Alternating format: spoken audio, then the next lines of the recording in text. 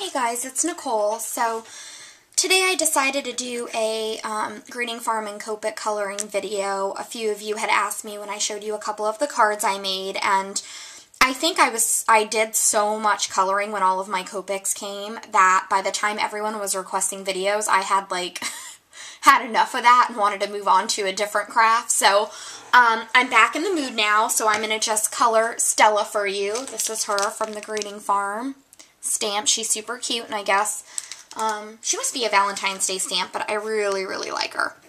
So I don't have editing equipment, as I always say, so I'm going to just try to do it piece by piece. I'm going to try to do her hair and her skin in this video, and then I'll do her clothing in another video, and then I'll do finishing touches and makeup, because that's usually the way that I do everything. And it's funny, I just filmed this video, and like an idiot set up my camera, instead of on this side, I set it up on this side, and I'm left-handed. So then when I went to record it, I was like, oh, I blocked all my coloring with my hand. So, okay, I'm going to get started. For her skin, I'm going to use 3 colors, and these are the 3 that I find the best, and it's can you see that? It's E00 Snow White, E50 Eggshell, and E51 Milky White. These work the best for me. I've tried E30 too, but these are just the ones that work best for me. Okay, so the first thing I do is I always start with my lightest color, and I do all over the skin. So that would be E00. Always use the nib. And then I always use circular motions on skin because you don't want to get marks.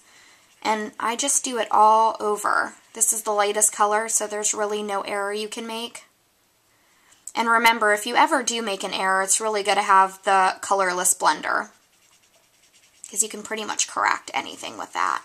Outside of the lines, and then inside of the lines, just using the 3 colors that you chose, you can always fix an error because you can continuously blend, overlap, and overlap until your error is gone.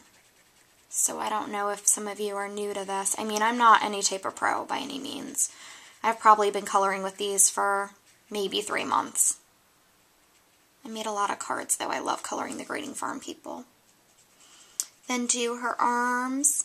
And again, there's really no method. I always just think of E00 as a base. That's really all it is, just like you were coloring with a normal marker. And then get her little neck area right here. Okay.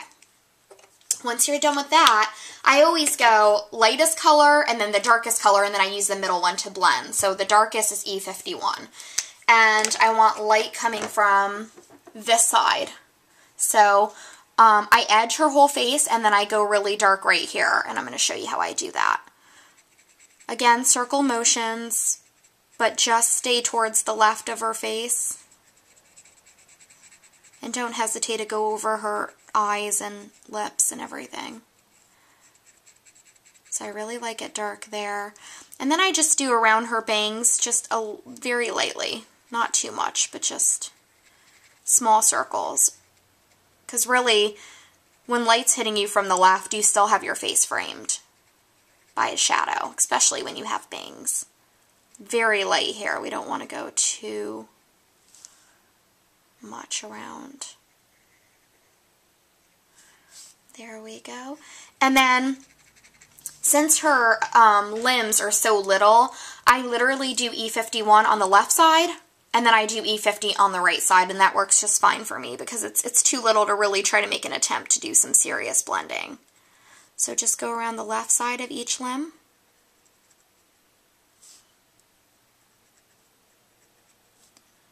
And then the same with her neck. I always forget that little piece of her. Okay, now before we do E50, we want to put her rouge on, because I don't consider that part of her makeup. That's more just the coloring in her cheeks. So always use R20, which is blush. And I always put it at the lower cheeks in 2 circles. So here's circle 1, and here's circle 2. And obviously they start pretty pronounced, but you'll see when we use E50 that we're going to fix that. So E50, I just line where I did E51, and then I overlap where I just did her blush. because the final step is taking E00 again and doing that middle part. See where it's lighter there? I just use E50 and then I move on. And then do the right side of her limbs and the right side of her neck, right side of her leg, right side of her other leg. Okay, then take E00 and just lightly do this middle part and go over her blush, and that'll give it a nice shadow.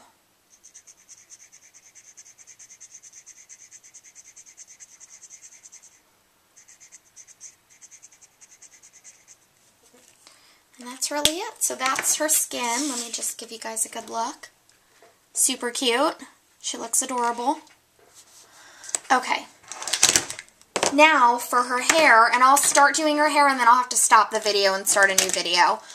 The key, I'm doing her hair black because my hair's black right now and I just got 6 inches cut off. So mine is literally a bob just like hers, except for my bangs don't go straight across. So she's going to have hair like me. But the key to doing black hair is you can take any combination of the grays, whether it's cool or warm. But what you want to do is do every other gray.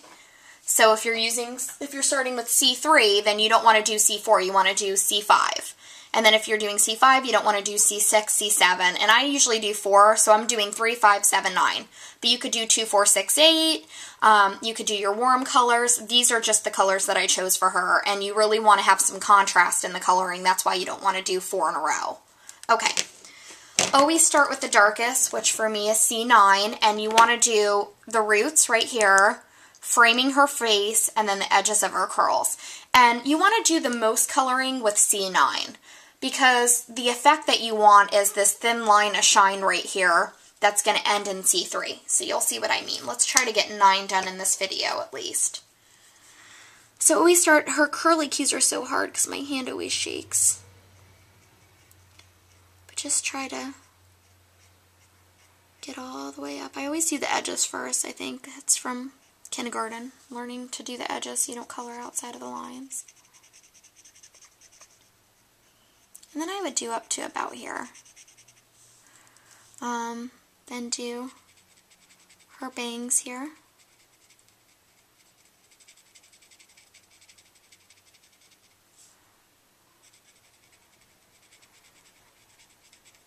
And you really, you know, C9 is the closest to just full-blown black. That's why you want the most of that.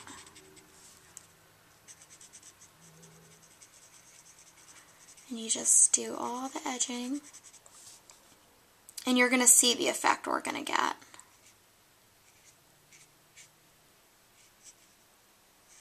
Always frame the face when you're doing black.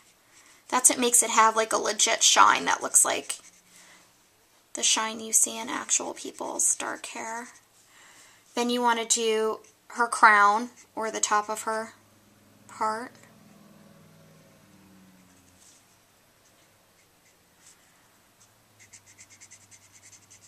I think I'm at 8.5 minutes, so I might need to shut this off in a second.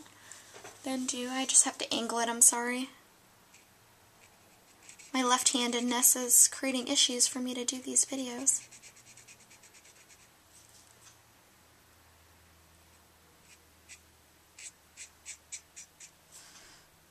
And I want to just go a little farther down here. And a little farther down here, I think. Because the key is wanting this strip. And you're going to see why. That's what truly creates the shine. I'm just going over this a little better. I get like OCD when I go over the Copics. I don't know why. Just one final go over for me.